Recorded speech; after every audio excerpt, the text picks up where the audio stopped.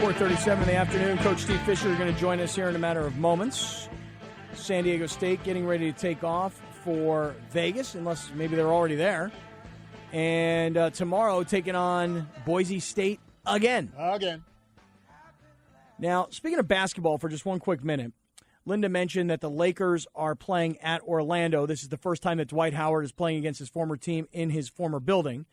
Let's take a listen at what it sounded like when Dwight Howard was introduced just a little while ago.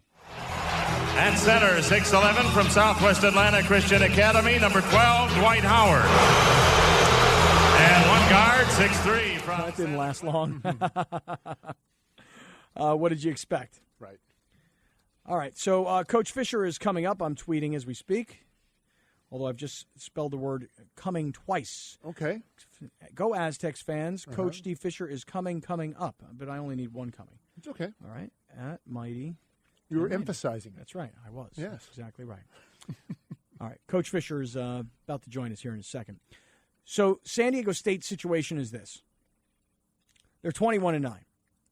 They get the number 4 seed in the Mountain West Conference tournament. They take on Boise State, who's the number 5 seed, who has an exact record at 21-9, and Boise State defeated the Aztecs this past Saturday. So, here to discuss how the Aztecs will win this game and advance in the Mountain West Conference tournament, coach of the San Diego State Aztecs, Coach Steve Fisher. Coach, good afternoon. Hello, Scott. How are you? Doing great. Yourself, Coach? Thank you. I'm doing good. Billy Ray, exchange pleasantries at all? Any Coach, how are you, buddy? Hello, BR. Coach, you okay? You sound like you might have a cold. No, I'm in this probably dry air, they say. I'm in the hotel trying to get in a room. Gotcha. So I called you even before I could get in my room. I think I've got security coming down to open the door right now. I appreciate that, Coach. Thank you very much. You guys just flew out this afternoon, is that right? We did. Yeah. Coach, if you can, put your finger on the state of the emotions of this team coming off the loss at Boise, knowing that you're playing the exact same team tomorrow night. We are, I think, like every team playing now. We're very excited. We're starting the last phase of this season, which is tournament play, and it's morphed from 3 weeks of March Madness to now all these conference tournaments are part of March Madness, and we're ready to go. We're very excited. We've had 2 lively practices leading into to the tournament, and so we're excited and ready to go. Coach, when you have your team, regardless of what team it is, and the team just seems to have gone ice cold, do you just remind them that at one point in time they were red hot, or do you just get them out on the floor and work them and get them just stroking the ball again, or what do you do with a team that just couldn't seem to hit the rim the game before? Well, I'll qualify that. We couldn't make a basket for the first half. We fell behind by 16 and cut it to 12 at half. Mm-hmm. And we came out, BR, we made 9 of our first 12 shots in the second half and cut it to 4 points, scored 40-some-odd points in the second half. So we did shoot the ball in the second half, but we've had droughts, and we can't afford to obviously get behind anybody by 16 points like we did in the first half. We couldn't. It was like we were drop kicking it. We couldn't get in. We couldn't make a shot. Yeah, and you know, Coach, I think that there's a lot of, and I'll put this in quotes, negativity around all of a sudden because the team has lost games on the road, and when they have, the shooting percentages, particularly from three-point land, have been extremely low. But you see, I would always flip that around and turn it into a positive where I would say, but we lost by 2 or 3 or 4, and look at our shooting percentage, guys. I mean, we win this game. We blow these guys off the floor if we shoot 35%. I don't know if these conversations go on. Will you tell us about that? That's you know me. That's who I am. The glass is always half filled, and we have some absolutes when you're on that court, and that's maximum effort, and we've been getting that. So now we have to play a bit smarter, and we have to find ways to make shots, which might mean passing up a shot to get a better shot, take a hard shot later in the shot clock, get to the rim, get to the free throw line. We did all of that as the game went on. But even in the first half, we missed 3 or 4 layups and we missed wide open looks that you have to be able to make. What I will tell you, I haven't told the team this, or Jamal in particular, but Mike May told me that in Jamal's career playing in the conference tournament, he's shooting above 50% from three-point range. So I'll remind him of that. And we've been in the championship game 4 straight years, hoping to make it 5. We'll talk about that. But at the end of the day, you have to make sure you're ready to play. And you cannot, as a player, allow anything to chip away at your confidence and your belief. So that's on each player. I have spread the positive news in terms of how we prepare, what we need to do, who we are, and those sorts of things. Coach, there was a stat. I heard your assistant, Coach Brian Dutcher, about 2 weeks ago. Maybe it was even a little bit less. He was on with Darren earlier, and he had these crazy stats about how the conference fared at home versus on the road. And what we saw, because the Mountain West Conference had the highest-ranked RPI. I mean, above the Big East, above the ACC, the best in the country. And I don't know if you know them off the top of your head, but there were some numbers that teams in the conference held court at home, but were unable to go on the road and find wins. I mean, I think maybe what I'm getting at is we might be putting a little too much into what happened on the road rather than thinking about this tournament is at a neutral site. What do you think? Well, I'm going to say it's something, and my first number may be a little high, but I'm going to say 80-something and 7. The top 6 teams, which would include Air Force, in our league at home, going into last weekend. And then, as you know, Air Force beats New Mexico at Air Force, but Vegas dropped their only conference loss of the season at home against Fresno State.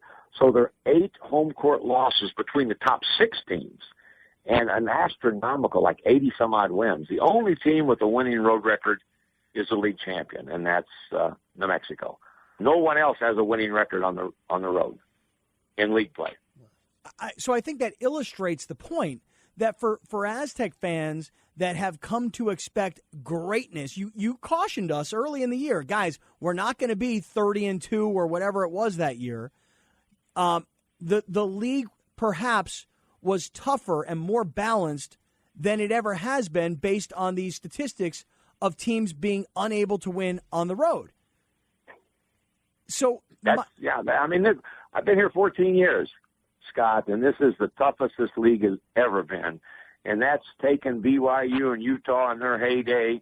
You go 1 through 9, and I defy, and that would include the Big Ten, the Big East, and all of them, to have a more balanced, competitive league than we do, and it's really, really good. And now, to your point, and this is what you were saying earlier about you guys have been in the championship game in the conference tournament for the last 4 years, hoping to make it 5. Again, back to being ultra positive around this group of guys. Hey, we're home. This is our home. That sounds good. I like that too. Yeah. I know it's UNLV's building, but we own this tournament.